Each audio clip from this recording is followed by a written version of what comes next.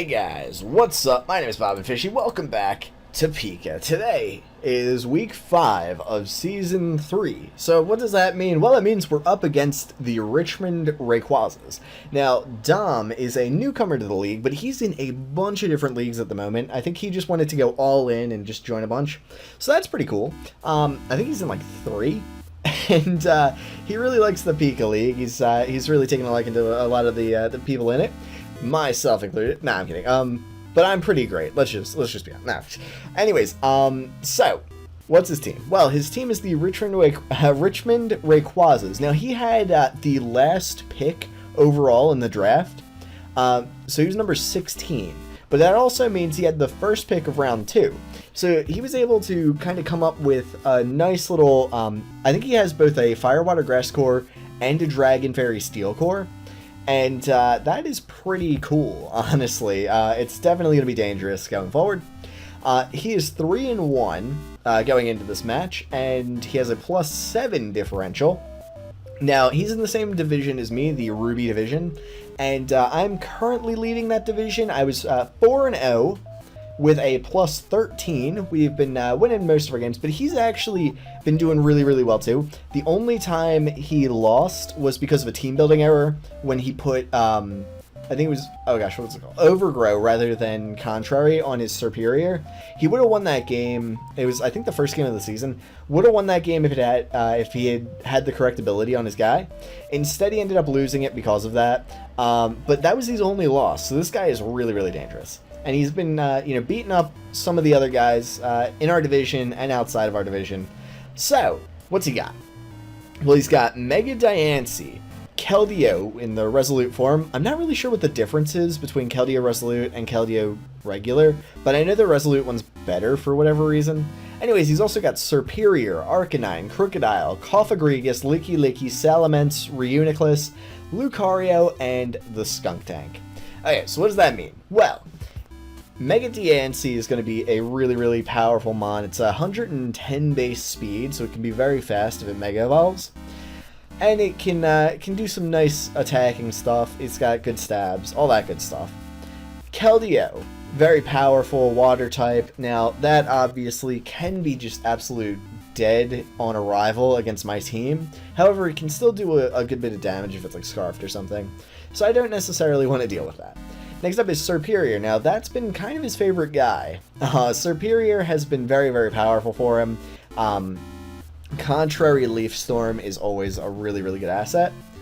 And he's also got Arcanine, which was a huge thing for Robotnik last season. He was able to use that really effectively. So Dom has been trying to do the same. He's got Crocodile. Now, you guys know I like my Crocodile. So, happy to see it getting to put to good use. The only unfortunate thing is he could potentially bring it against me. It's one of his Moxie Sweepers. He's actually got 2, because he's also got the Salamence, and that's really scary. I only have 1 Steel type, so I only have 1 Dragon Resist. That's not good. But he actually doesn't bring the Salamence, so that's nice. But that was something I had to prepare for, so I had a bunch of Ice type attacks on my team. I actually could have, I had a, well, I'll tell you what I have later, but, he's got Cofagrigus, which is a really powerful ghosty. Really good defensively, generally speaking, but it can also be used offensively with like a Trick Room set. I think he's done that before, and I know he did it in our game.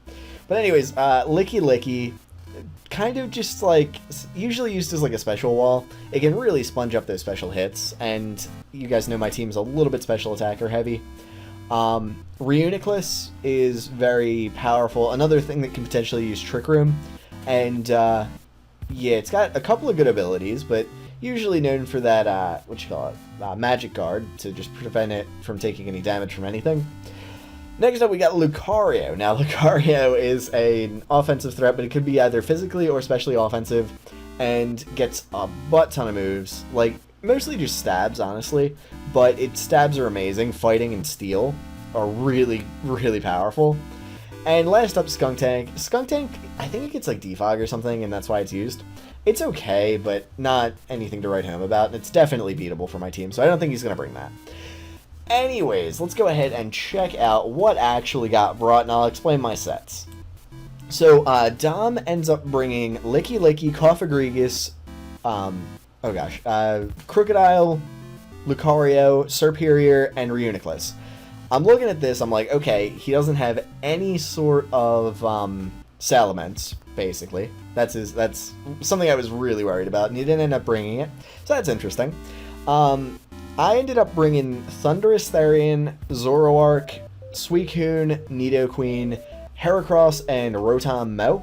Now, this was always going to be a really difficult match. I'm just going to say that right now. His team is so offensively threatening. I don't have, like, walls. I have, like, you know, bulky guys that can, you know, take a couple of hits, dish some hits back out. I have pivots and stuff.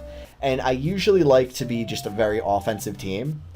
Not really going to be something I can do against this guy. But at the same time, I do have some stuff that can kind of bug him. So, okay, let's go over my sets. First off, I have Thundurus Therian, who is my, he's my Scarfer. He's got, of course, Volt Switch, because it's, like, the best move. Thunderbolt, because, you know, if I can get rid of that Crook, I can actually hit a lot of his team neutrally, and that could really hurt him late game. I've got Hidden Power Ice. I have 101 base speed, so if he decided to bring Scarf Salamence, I would outspeed and kill. That was the plan anyway. And my last move is actually U-Turn. Now, U-Turn kind of has a couple of different uses here. The thought was I could U-Turn, and then he would think that my Thundurus is my Zoroark, and then I could bring in Zoroark disguised as something else. He wouldn't see it coming, and I could hit him. It doesn't really work out that way, although U-Turn does have some utility. Again, he's got Serperior, so if I just want to get some damage on that, I can U-Turn on that. Crocodile takes some heavy damage from U-Turn. Not amazing damage from it, but it can, you know, still whittle him down a little bit. And Reuniclus doesn't want to eat that. I mean, like, it can, but it doesn't want to get hit. I mean, generally speaking, nothing wants to get hit, but, you know, it's one of those things that you can just kind of poke at it. So, Zoroark is actually banded, and Zoroark being banded, I don't know, it's something. It's something I kind of thought of, and I was like, okay, well, maybe this could work. I really wasn't sure what to bring against this guy, honestly. But yeah, I ended up bringing the Banded Zoroark with Knockoff, Sucker Punch, Trick. Sorry, he doesn't get Switcheroo. I don't know why he doesn't get Switcheroo, but he gets Trick, so I have that. And U-Turn. And that does not hit, Lucario at all, which is kind of annoying, but at the same time, like, the thought was I could just get off some offensive momentum and maybe trick his Cofagrigus or something. That was kind of the thought. But he plays around it pretty well, or not even plays around it, but he just deals with it well. There are a couple of trick targets, honestly. Reuniclus doesn't want to get tricked to band. Cofagrigus and Licky, none of them want to eat that. Next up, we got Suicune. Now, Suicune is defensive with, like, Roar, Ice Beam, Sclad, and Protect. The Protect is just there to get some more lefties, and, I kind of had an idea, so, I'll talk about it in a sec. Nidoqueen. Nidoqueen is, I want to say, like, mixed defenses, or possibly just specially defensive, with, yeah, I think it's specially defensive, because I wanted to have it for Serperior. But anyways, it's got, Ice Beam, Earth Power. That hits most of this guy. I think that hits everything on Dom's team neutrally. That was kind of the thought going into it. Like, I want to hit him neutrally with this thing. It's going to be a defensive guy. Actually, offensive would have been really good too. But we go defensive. I just kind of thought that would be handy. And then I have Toxic Spikes and Stealth Rocks. Stealth Rocks are pretty obvious. You always want to have Stealth Rocks. And it really does a number on Salamence because that puts him in Surefire Oko range for HP Ice from Thundurus. Also, it does, we've got those Toxic Spikes. Now, the thought was, Serperior doesn't want to get Toxic, Crocodile doesn't want to get Toxic, Licky, it'll have Heal Bell, but it'll make it waste a turn. Cofagrigus doesn't want to get Toxic, Diancie doesn't want to get Toxic. Like, that was kind of the thought. I was just like, okay, we can just get those T-Spikes up and just kind of whittle them down. I didn't think it would do anything to Reuniclus because it would have, like, Magic Guard, but he actually ends up bringing Regenerators, so it did actually put some pressure on him. Next up, and of course, we have Protect on Suicune. Obviously, it's going to get us some lefties, and it's going to whittle up some Toxic on him. I actually should have played this better than I did. I think I could have done a lot better with this than I did. But anyway, we'll talk about that later. Next up is Heracross. Now, Heracross, I was looking at that. I'm like, okay, what do I want to run on this thing? Because I didn't want to run Scarf on it. for obvious reasons. I didn't want to, you know, get like locked into something. I didn't want him to outspeed me because Scarfed Salamence and Scarfed Crocodile actually both outspeed. But yeah, anyway, the thought was, okay, I can just, you know, do some stuff. I am Assault Vest, which I was like, okay, I can take a, you know, Leaf Storm or whatever from Superior. And the thought was I could just like eat that up and like hit it back. Obviously, it's not going to really do anything against Rayquazas, but I can outspeed that. Because Rayquazas sits on the physical side. But yeah, anyways, there was a thought there, and it was like, okay, I've got Guts, so that's going to mean that if he brings like defensive Cofagrigus, I can kind of deal with that. And just knock off. If he wisps me, that actually makes me even more dangerous. I don't really run Heracross as like a slow guy very often, and I think that might have hurt me just not knowing how to run it correctly. But anyways, you know, it's very threatening. And last but not least, we got Rotom. He's defensive because I want more defensive guys. Kind of something to deal with Crook, and I've got Wisp, Volt Switch, you know, standard Rotom moveset with lefties. Okay, so here's the thing.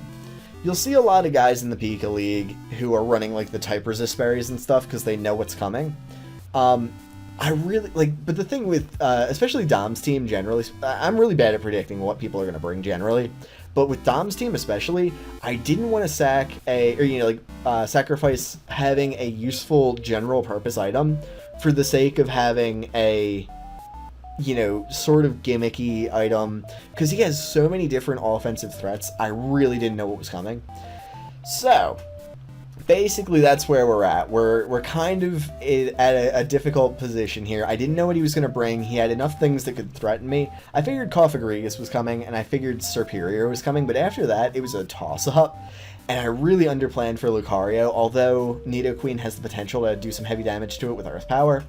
But we'll see how things shake up. I'm going to go ahead and hop over to the battle right now. So I'm going to go ahead and lead off with my Nidoqueen. My opponent leads off with his Crocodile. Now, this was always a threat that he could do, but I see the Intimidate. That means he's probably defensive, or at least like one of the lead sets, rather than like well, obviously not Moxie. I'm going to go into Rotom here. It's kind of obvious, but at the same time, he's not going to want to overpredict too early. He is for the Earthquake, and that's going to give me a chance to go for some Wisp action, and it actually hits, so I'm really happy about that. Now, of course, he does still have Licky Licky in the back that could potentially heal Bell, as he sets up some rocks, but anyways, he's just going to go ahead and stay in. It breaks his Sash, which is super nice. And yeah, he goes Knockoff now, as opposed to beforehand. That's actually really handy for me. I go for the Leaf Storm here. I miss. It's unfortunate, but these things happen sometimes. And the next knockoff actually only does like 13%, so it doesn't matter that much. He goes ahead and knocks off again, does some more damage, and I go for the Leaf Storm, KO this Crook, and that was something that I was actually really afraid of early on, like the Crook. So now, biggest threats left are probably the Superior and the Lucario, although I really underestimate the Lucario in this, I'm not gonna lie. Anyways, he goes for sub with Superior as I Volt Switch. There was no reason not to Volt Switch. We get a little damage on that sub. I figured worst case, like this is worst case scenario, honestly, is that he has sub on Superior, because he can glare, and that's really annoying. But anyways, we can go into Heracross here, and it's actually not Heracross, it's Zoroark. I figured he was bulky Superior, so I was just going to go ahead and go for some nice U-turn, break that sub, and now I'm just going to go into Thundurus, predicting the glare, because that's what this set does, and it's really annoying. But we're not going to get paralyzed on this, so that's nice. Because obviously you can't paralyze electric type now, which is super handy. Anyways, now I'm going to go for the U-turn as he goes ahead and switches into Licky Licky. I figured he would switch. U-turn was the safest option, obviously, because Volt Switch doesn't do anything. So we get a nice little chip on this Licky Licky. It doesn't do anything, honestly. And we can go into Nidoqueen and get some T-Spikes up. Now, I wanted those T-Spikes both for Licky Licky later, Cofagrigus, and Superior. I figured they would be handy. He's going to go ahead and I think he puts up a Wish this turn, something like that. So yeah, I set up some T-Spikes. They're pretty tasty. And yeah, no, he goes Knockoff, gets a crit. Oh yeah, that's right. He does that first. So he gets a crit Knockoff. That's kind of annoying, but it's deal-withable. That's not a word, but anyway. I'm gonna set up some more T-Spikes and just do my thing. He doesn't have a defogger or anything, so he goes Return and gets another crit. That's kind of annoying. I mean, it's not his fault, obviously, but I think that if there would have been one crit and then one not crit, it wouldn't have been that big a deal. But with both of those crits, that's really annoying for Nidoqueen. So I'm just going to stay in.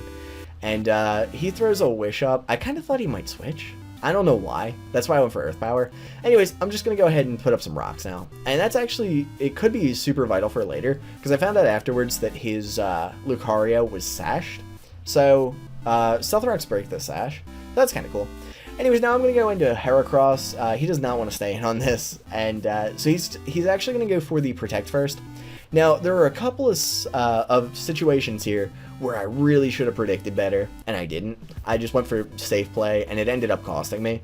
So here he protects, and as I go Mega Horn, I should have gone knockoff here. I was thinking it, I hit knockoff, and then I hit cancel. And we end up going for the close combat. I was like, maybe he'll think I'm going to, you know, I don't know. Anyways, we go close combat, and it doesn't do anything because it's a Cofagrigus.